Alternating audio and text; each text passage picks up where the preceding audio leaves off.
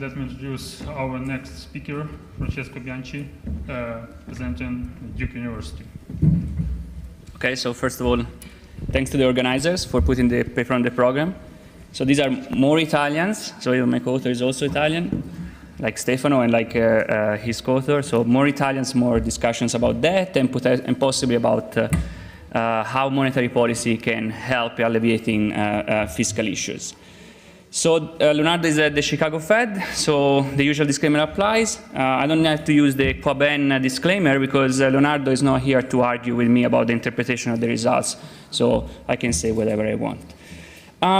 So as you probably know, I don't need to explain this to this audience. One of the big legacies of the Great Recession has been a large debt accumulation. So that's something that is true for the US economy, but it's true for the Euro area and for developing countries. So it's true for most of the economies in the world.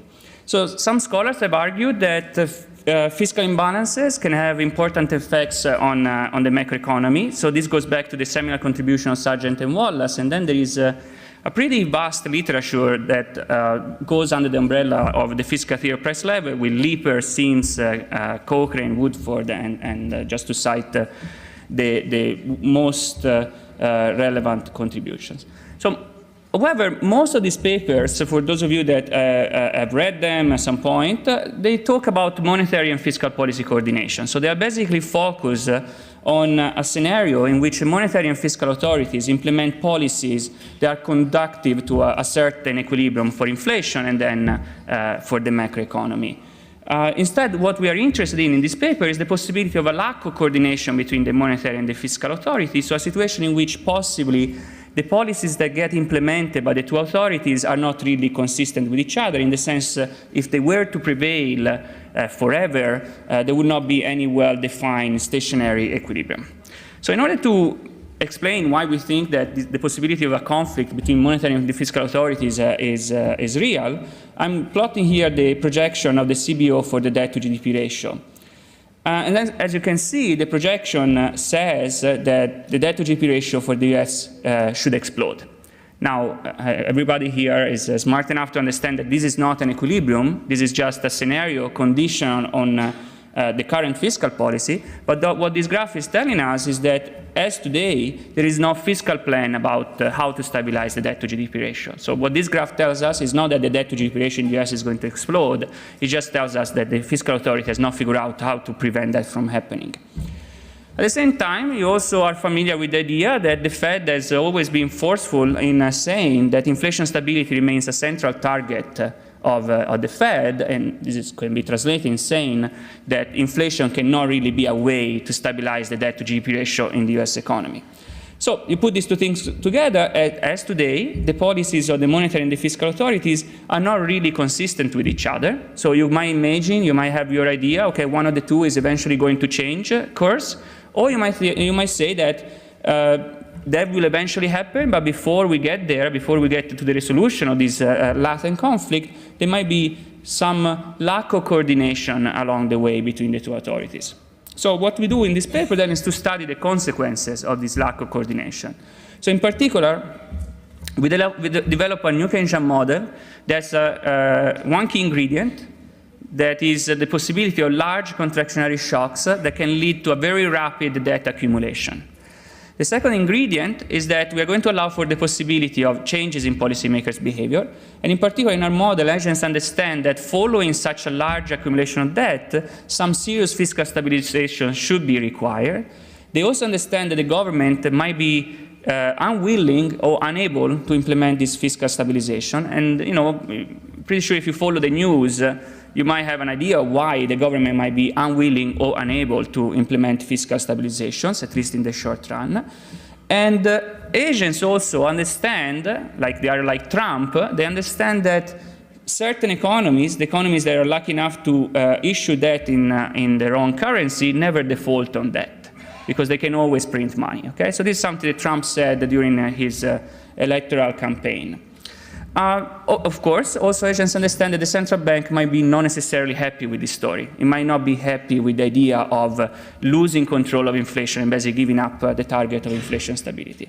So what we do then with the model is to study the consequences of this conflict between the monetary and the fiscal authorities, and then to propose a policy prescription that resolve what we think is the key problem when it comes to the current situation. That is the idea that in the discussion about fiscal stabilizations, the need of short-run fiscal stimulus get confused with the long-run fiscal sustainability. So in particular, what we're going to show is that the lack of coordination always has dire effects for the macroeconomy. In particular, the macroeconomy can enter a spiral of low growth, high inflation, and further debt accumulation. And then the simple possibility of the conflict being on the table, even if the conflict is not materialized today, the simple fact that there is no clear plan about how that conflict would be resolved if it were to materialize, represents a drag on the economy today. We're then going to argue that monetary authority cannot control inflation without fiscal backing. This is something that I would say we know. And what instead is perhaps a little bit less understood is that in the moment the central bank lacks fiscal backing, being more hawkish not only doesn't work, but it becomes counterproductive. It backfires, basically. That is a little bit related to what Stefano was saying before. And finally, we're going to talk about a coordinated strategy in which policymakers agree to inflate away only a portion of debt, and in particular, they agree to generate enough inflation to wash out the amount of debt that had been accumulating during the recession. So the logic here is that if you have an exceptional event, like a large financial crisis that leads to doubling your debt-to-GDP ratio in a few years, you might argue that that's really bad luck, so it's something that has to do with some particularly bad shock that occurred to you, as opposed to lack of fiscal discipline broadly defined.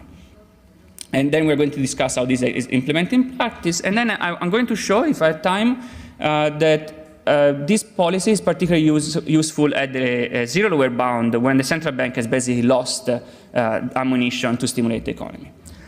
Okay, so I'm not going to go through the details of the model in the interest of time. I'm just going to point out what the two key ingredients are. So the first one is the presence of a demand shock, a preference shock. This is the standard way in which, in this literature, in the New Keynesian literature, researchers trigger the ZLB. Okay? So we're going to assume that most of the time the state of demand is in the high state, and once in a while there is a discrete shift to a low state of demand. So notice that we model this as a Markov switching process, and in a moment it will become clear why it's convenient to model the preference shock as a discrete process as opposed to a continuous process. But the key idea, think about most of the time we are in a good state, once in a while we drop in a very bad state. The rest of the model is standard to the extent that we have monopolistic competition, sticky prices using quadratic adjustment Kosteler-Rothenberg. If you do Calvo pricing, it's the same thing. We have TFP shocks, production function without capital, but again, this is not key. The key aspect is the sticky prices component. Now, most of the papers that you read would say, and the fiscal authority moves lump sum taxes in order to stabilize debt. So instead, what we're going to do here, we're going to explicitly discuss the behavior of the fiscal authority, and we're going to allow for the possibility of deviations from this assumption that the fiscal authority always stabilizes debt. So what you have here is the debt-to-GDP ratio. This says that the debt-to-GDP ratio today depends on the debt-to-GDP ratio in the previous period, the nominal interest rate, inflation, output growth, and then it depends negatively on taxation and positively on expenditure. Expenditure has two components, government purchases and transfers. We are interested in particular on transfers, and we assume, like it is realistic, that transfers go up during a recession. So there is an automatic stabilizer component of transfers that implies that if the economy is in a recession, transfers go up because maybe you have more unemployment payments and so on. And so this is what leads to the accumulation of debt.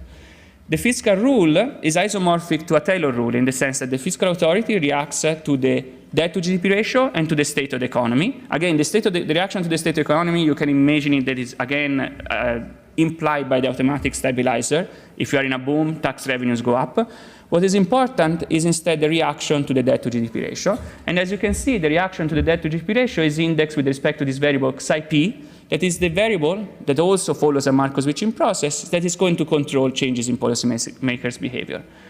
Same thing for the Taylor rule. The Taylor rule is standard in the sense that the federal funds rate reacts to inflation and the output gap, but even the Taylor rule is indexed with this variable XIP, and this is the variable that's going to control both changes in policymakers' behavior, in the behavior of the fiscal authority and the monetary authority. Now, everybody's more or less familiar for why we care about the Taylor principle. Okay? It's a bit less clear why we care about the fiscal rule. So let me go back to what I said a moment ago. Sometimes we write this sentence, and the fiscal authority moves a lump sum tax in order to stabilize debt. What that means in practice is imposing a parameter restriction on the behavior of the fiscal authority. To see that, linearize the government budget constraint, take a simplified fiscal rule, like I do here, and plug the simplified fiscal rule in the loan motion for the debt to GDP ratio. What you can see is that the coefficient on the debt to GDP ratio becomes equal to 1 over beta minus delta B, where delta B is the strength to which the fiscal authority reacts to debt. When we say the fiscal authority is responsible for fiscal stabilization, we are basically requiring this coefficient to be less than 1. Why? Well, because we want that to be mean reverting thanks to the behavior of the fiscal authority. So that means that we want the coefficient delta B to be larger than 1 over beta minus 1. So it's in fact a parameter restriction on the fiscal rule. The other important thing to notice is that monetary policy also has an impact on the evolution of the debt to GDP ratio, and you see that on the right-hand side of the last equation, because it controls the effective cost of financing debt. It controls basically the realized real interest rate. Slow down? Okay, sorry. How much time do I have?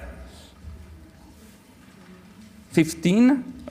Okay, so I can slow down. Okay, otherwise I can skip slides. So what are the regime changes we allow for? The first one is what we are used to think about. It's a situation in which the monetary authority reacts strongly to inflation and the fiscal authority is responsible for the debt to GDP ratio. That's what sometimes is referred as active money, passive fiscal. We call it monetary-led policy mix because in the years I basically learned that people get really confused with this active money, passive money, and so on, okay? So think about monetary-led policy mix is the blue regime, everybody's happy, the central bank is in control of inflation, and that's a coordination regime. Why? Because this situation can prevail forever and we get a unique stationary equilibrium. There is another regime that also leads to a unique solution, and is what we call the fiscally-led policy mix. Now the Taylor principle is violated, and the fiscal authority is not committed to stabilize debt. So this regime also leads to a unique solution, but the properties of this regime are very different. Now the macroeconomy is not insulated with respect to fiscal imbalances. In fact, every time there is a fiscal issue, that is washed out through inflation, and so fiscal shocks or fiscal imbalances more in general have an impact on the macroeconomy, okay? However, this is still a coordination regime because you could stay permanently in this state of the world and not have problems of indeterminacy or lack of existence of the solution. Okay? Finally, that's the key regime that we are interested in. We can also be in a situation in which both authorities are in a sense competing for determining the path for inflation. You can think about the monetary authority trying to be tough on inflation, wanting to stabilize inflation around the target. But the fiscal authority at the same time refuses to make necessary fiscal adjustments. And so in a sense, the fiscal authority would like inflation to be allowed to move around in order to stabilize debt. Now, this particular regime, if it were to persist forever, would not be conducted to a unique solution. In fact, it would be conducted to no solution because there is no stationary solution in the sense that nobody is going to take care of debt. Nobody is going to guarantee that the debt to GDP ratio remains on a stable path. Now, the key innovation that we need in order to be able to study this regime is to allow for regime changes. Once you allow for regime changes, as long as this regime doesn't last forever, you can still allow for the possibility that it prevails for a certain period of time and study its properties. Okay, these three regimes I just described characterize what happens when we are in the high state of demand. When we enter the low state of demand, we make the assumption that policymakers move to the fiscally-led policy mix in the sense that the monetary authority is mostly focused on output stabilization and the fiscal authority is not necessarily eager to implement the fiscal adjustment. Now, what I want to be clear is that what happens during the low state of demand is not so important. The exact policy that is implemented during the low state of demand is not so important because this is a model in which agents are aware of regime changes. So what that means is that in order to determine the macroeconomic outcome during the low state of demand, we need to know what agents think is going to happen after the low state of demand. Okay? So now I don't want to get too much into the technical details. But in order to understand why it's convenient to model all of these as regime changes, is because this allows us to break the orthogonality between shocks and policymakers' behavior that generally prevails in these DSG models. In DSG models that have changes in policymakers' behavior, they generally assume that these changes are orthogonal with respect to what happens to the macroeconomy. Instead, here we can break the orthogonality and assume that this policy uncertainty arises in the moment the economy is hit by the negative shock. Okay? So we put, technically, the way you do this is just to have a big transition matrix that keeps track of policymakers' behavior and the state of demand. You use a solution algorithm to solve Markov-Switch in DSG models, and what you get in the end is something that looks like this. It's basically a Markov-Switch in VR in the state vector of the DSG, of your model. So what is interesting about this VR is that the way shocks propagate in the economy, and more in general, the way the state variables propagates over time, depends not only on the regime that is in place, something that I would say is trivial, not only on the structural parameters of the model, also something that is quite expected, but most importantly, it depends on the Q matrix, that is the probability of moving across regimes. So in other words, the way shocks propagate really depends on what agents think is going to happen next. Okay? And that's what is key for our analysis, because it allows us to consider temporary explosive dynamics for the economy in a situation in which the model as a whole is still stationary. Okay, now time to talk about calibration. It's based on an estimated model that is very, very similar to what we have here, that I also have with Leonardo, so we just borrow the parameters from there. So let me talk about what is instead the key experiment that we do here. So here I have two simulations, okay? In both of them, I'm assuming that the economy is hit by a negative demand shock. That's the gray area. After the shock is reabsorbed, there can be a conflict between the monetary and the fiscal authorities. That's the red area. Okay? Eventually, the conflict is resolved in favor of the fiscal authority. When agents are hit by this negative shock, they know that eventually, they know that if a conflict arises, it will be resolved in favor of the fiscal authority. The two simulations differ in the following sense. The black dashed line assumes that as soon as you are hit by the negative shock, the monetary authority gives up and says, I understand that the fiscal authority is not going to do anything about debt stabilization, so I'm going to accommodate its behavior. I move to passive monetary policy. The blue line instead assumes that the monetary authority tries to fight back, tries to basically counteract this fiscal dominance, if you want. Okay, so let's start from the end, because, you know, again, this is a model with rational expectations. So you can see that in both scenarios, I shouldn't use the pointer, sorry. In both scenarios, eventually inflation is going to go up, okay? So you can see both in the blue case and in the black dashed line case, inflation is going to go up. However, in the case of a conflict between the two authorities, that's the blue line, the final outcome in terms of inflation is actually higher. Okay? So the central bank tries to fight back, and it turns out to have even larger inflation. So why is that? Well, we need to understand what happens during the conflict period. During the conflict period, try to imagine a scenario in which you have a large debt to GDP ratio that's been accumulating during the recession. This debt to GDP ratio creates some inflationary pressure because agents are convinced that the fiscal authority is never going to make the necessary fiscal adjustments, and they are convinced that eventually the monetary authority will have to give up the pressure that comes from the fiscal side. So nevertheless, the monetary authority tries to fight back. So there is this inflationary pressure. The monetary authority tries to fight back, so increases the federal funds rate. In presence of nominal rigidities, the increase in the federal funds rate determines an increase in the real federal funds rate. The increase in the real federal funds rate, in turn, makes the recession worse and leads to further debt accumulation. So you basically enter this vicious circle for which you have high debt. High debt determines inflationary pressure determines hawkish monetary policy that instead of leading to a decline in inflation leads to a recession and even further accumulation of debt and even further inflationary pressure. Okay, so if you have this key mechanism in mind, then what the rest of the simulation follows very easily, because you can see that in the blue line, two things happen. First, the recession is more prolonged because you enter this conflict period during which you have a recession that is induced by the central bank trying to counteract the inflationary pressure coming from the fiscal side. But the recession is also deeper because when you are in the gray area, when you are in the low stated demand, Asians anticipate the possibility of this conflict, and they anticipate that eventually the monetary authority will have to give up, and so the recession is actually larger. The debt accumulation is itself larger, and so the final outcome in terms of inflation is larger. Okay, so of course, we might also ask the question, what happens if instead agents think that policymakers will eventually move to the monetary-led policy mix after the conflict? I want to go quickly over this because I think it's easy to understand what happens in that case. Ricardian equivalence applies. No? You think, okay, the fiscal adjustment is not coming yet, but it will eventually come in the far future. And so you can see the black line that there is not really increase in inflation in the very long run. So the monetary authority retains control of inflation in the long run. What is the cost of this scenario? It's better than the previous one, but what is the cost? Well, that when you are in the gray area, when you are in the low state of demand, you don't really get any extra kick of inflationary pressure coming from the fiscal side.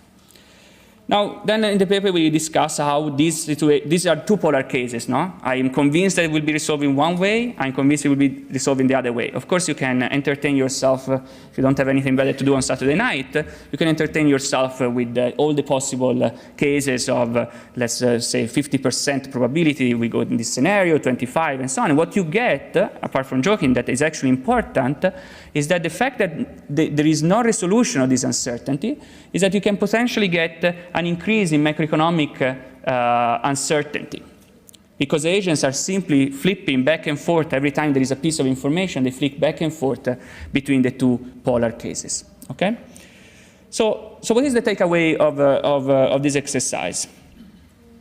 The starting point for this analysis is a situation in which, for whatever reason, political reasons that can arise after an election, for example, the fiscal authority is not really expected to make the necessary fiscal adjustments, or maybe it's unable for some kind of limit to taxation. The central bank at this point has two possibilities. It can accommodate the fiscal decision, or it can try to fight back. If the central bank accommodates the decision of the fiscal authority, or actually the beliefs of the public that the fiscal authority is not going to implement the fiscal adjustment, then we end up with a high and persistent inflation. That's something we don't like. If the central bank fights back, on the other hand, things are even worse, because the central bank might enter a vicious circle for which it tries to stabilize inflation and instead ends up with a longer recession and even larger inflation. So one element of these results, I think it's well understood, and again, is the idea that the central bank cannot stabilize inflation if there is not a clear fiscal backing. The second element that, again, it's equally important is that absent fiscal backing, trying to stabilize inflation is actually a very dangerous decision. Okay? You need to be convinced of two things. You need to be convinced of the fact that you can win the confrontation with the fiscal authority, but also that the public believes that you can win that confrontation with the fiscal authority. Now, then the natural question, I don't want to be the Italian, the prototypical Italian, so let me be clear, because based on what I've said so far, you might say, okay, so it seems like your model is one in which we should just switch to lack of fiscal discipline and party all the time, no? No, the things are not that simple. So I don't have time to go over those results, but the drawback of moving to the fiscally led policy mix is that they are basically opening the door to fiscal disturbances to affect the macroeconomy. So you're basically creating additional volatility for the macroeconomy coming from the fiscal side. So this is a policy that solves a short-run problem at the cost of a long-run issue. Okay? So ideally, what you want to do is to separate the two problems. In a sense, you will want to get this extra kick coming from inflation expectations coming from the fiscal block in the short run, but at the same time, you wouldn't want to lose fiscal discipline forever. Okay, so the last part of the paper is trying to resolve this trade-off in the context of a DSG model. Okay? People have thought about these problems in the context of deterministic models and so on.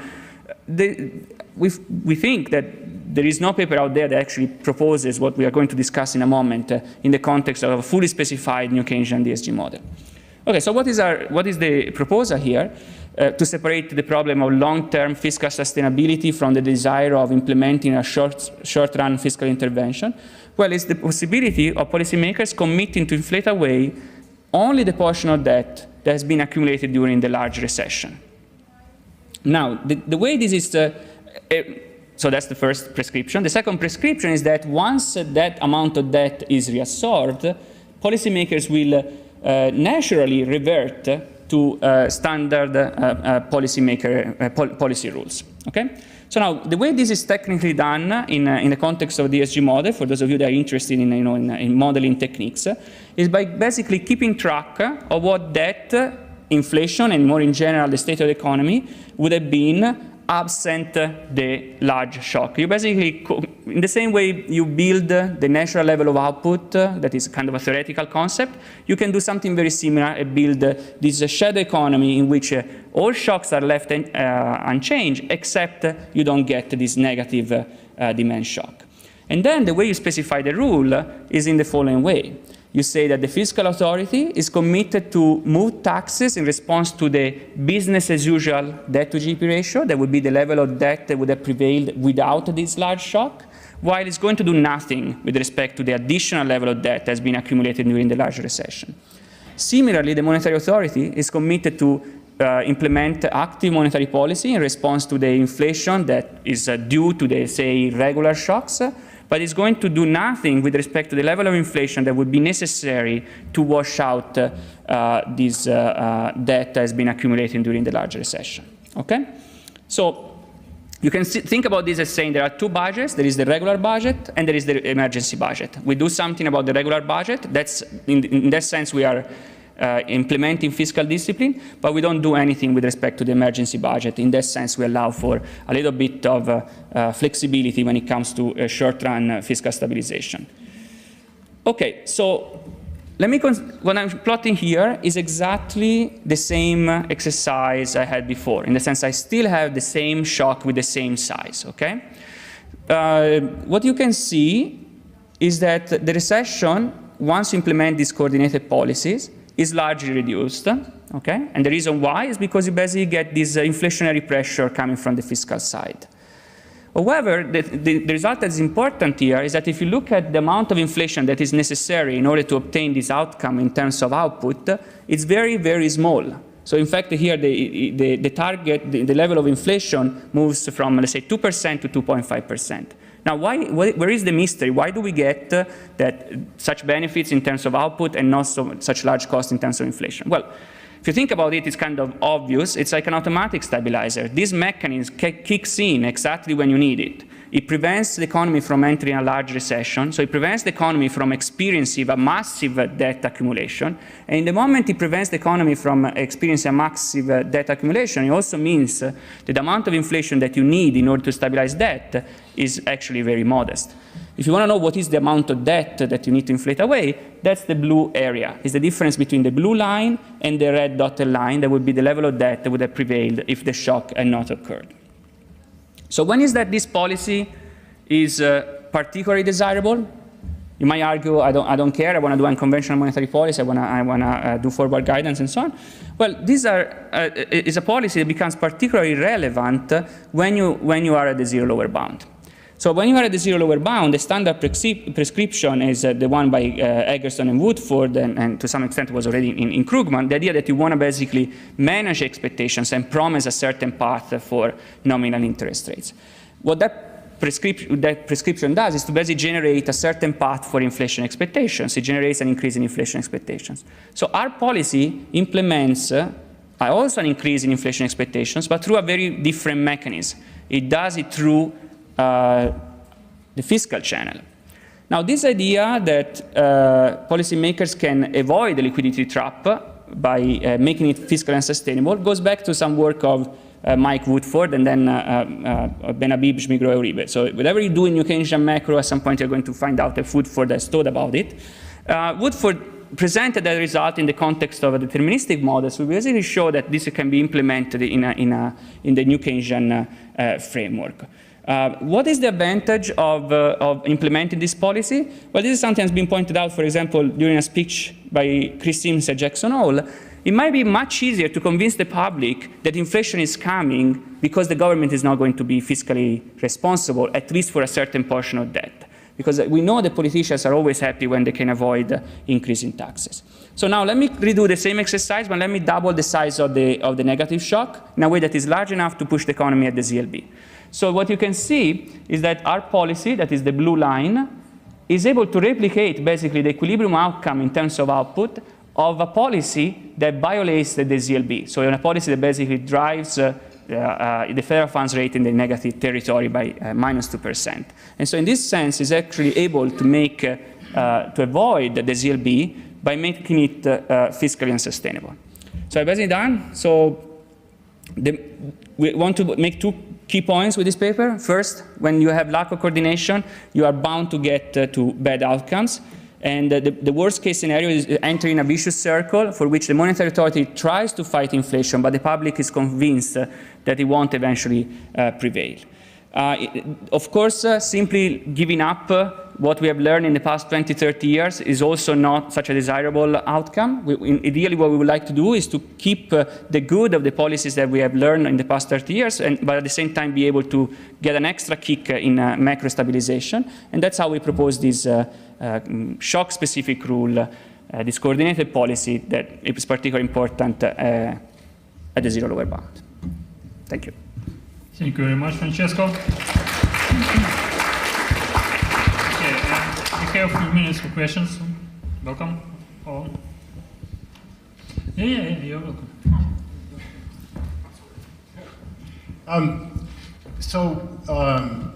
Many countries issue some debt in foreign currencies, which is basically taking away the monetary authority's role. Could you imagine having a policy where you determine whether which debt to issue in domestic currency and which debt to issue in a foreign currency as somehow right. being an alternative instrument for achieving the kind of division of responses that you've indicated? Right. No, that's a great comment. I totally agree in the sense that, and in fact, I had a quote that actually brought up this idea that possibly what countries should do is to retain a little bit of flexibility and be able basically to issue at least part of their debt in domestic currency, with the understanding that this debt is not completely risk-free, but there is only one event, let's say, in which it would actually be inflated away. That is when something exceptional happens. Now, of course, and this is true also for what we do here, the challenge is how you actually convince investors that you are actually going to implement extra inflation because you were truly hit by a shock that you couldn't have prevented. But totally agree. Okay, can I ask you one question? To tell the truth, it's very important that you raised this issue, but we know that the necessity of correlation, financial policy, monetary policy was new even before the crisis. So there was some understanding it's important to correlate the fiscal policy and monetary policy, and there were some mechanisms on European Union. There were some discussions how to mix the fiscal policy and monetary policy. But and most of the target was on they touched it on inflation rate. But crisis came not from this point. It came from financial markets. It happened that inflation wasn't the most critical issue for crisis, but the crisis came from the financial market, from the mortgage securities, and it became evident that it's important not only concentrate on inflation, but also it's important to concentrate on capital adequacy, quality of mortgages, quality of assets, and risk management, and other issues which create a new approaches with macroprudential policy. Don't you think that your mix should also include not only fiscal and monetary policy, but macroprudential policy, which provide some limits on borrowing, on quality, risk management, and provide more sound policy, I think. No, absolutely. Okay, so I mean, two things. So the first thing is, it's a disclaimer. So here we trigger the recession with a preference shock because we want to stick to the simplest model we could think of, that it was the three equations Keynesian model. You introduce a model with financial frictions and you can make the shock coming from the banking sector. That's just to make, if you want, more realism in the model. You made another important point that is to some extent related to the previous one, that is what are the origins of the crisis, and that's absolutely, we're not saying that policymakers should not worry about this third dimension of policymaking, that is regulation, in order to possibly prevent crisis to begin with. That's a very important topic. We don't have much to say about it in this paper, but to me what you are referring to is more like policymakers can also do something to prevent crisis from happening. And I was saying it's partly related to the previous point, because if you want to really capture this idea in which countries should retain a little bit of flexibility when it comes to issuing debt, they should also put into place a certain regulation that makes sure that crises are not so frequent, because otherwise the flexibility is going to come with a large cost. Okay, and we have time for one short question. 3 or 4 minutes. So, are you asking something? Mm-hmm. Okay, thank you for the presentation. The question is, from your point of view, which is first? Monetary policy and fiscal policy, what one is a hen, what one is the egg, from your point of view? From your point of view. And from this, coming from this, for next, is it possible to apply your approach for Ukraine? What you can advise for us? Maybe we are in this conflict regime and we cannot find solution. And how fast is possible from this conflict regime come into the stable one to find a good solution? Such kind of questions. How do you feel? Okay, so these are great questions, and probably you could write books about this. Okay, my personal opinion is that fiscal policy always comes first in the following sense. Fiscal policy comes from politicians, and these are the people that get elected, and they have a little bit of say in terms of who the central banker is. Now, what is important, on the other hand, is that politicians themselves might come to realize that fiscal discipline is good in the sense that it guarantees the macroeconomic stability. So that's a little bit a point that I went kind of fast, or I didn't discuss this too much, but sticking to the monetary-led regime implies that you are isolated the macroeconomy with respect to fiscal disturbances, so that means you create a more stable macroeconomic environment. So if you do a welfare calculation in these kind of models, you always want to stick to the monetary-led policy mix. So as long as politicians have at heart the welfare of their own country, themselves they should think, we want to tie our hands, somebody might remember this from the Eurozone, and make the central bank independent and make it harder for us to actually force a certain policy on the central bank. But having said this, my view is that fiscal policy has, if a conflict were to arise, fiscal policy will have the last word. Okay, thank you very much. Thank you.